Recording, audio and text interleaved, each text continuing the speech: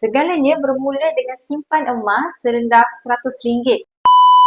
Hari ini, jika anda tukarkan RM100 kepada emas, anda akan miliki sekitar 0,16 gram emas. Nampak je kecil, tapi RM100 yang ditukarkan kepada emas ni dah jadi permulaan dalam perubahan besar dalam kewangan anda. Anda konsisten simpan emas setiap bulan. Dalam tempoh sekitar 6 bulan, anda dah berpotensi ada miliki sekurang-kurangnya 1 gram gold bar macam ni. Memang kita takkan terus kaya dengan hanya 1 gram emas.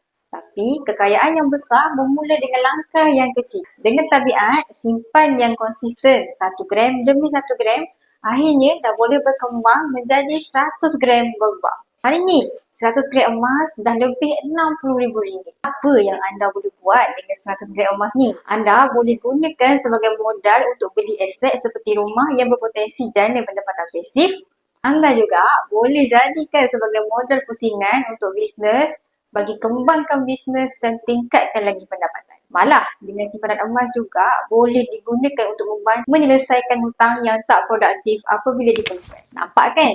Segalanya bermula dengan simpan emas serendah RM100. Bermula satu langkah yang kecil, anda boleh membina kekayaan dari pelbagai sudut berbanding membelanjakan RM100 itu untuk perkara yang cepat habis nilainya, meletakkan dalam pelaburan yang berisiko tinggi tanpa kefahaman yang cukup. Nak mulakan tabungan emas, ikut bajet sendiri, boleh terus hubungi saya untuk saya bantu. Teruskan follow saya.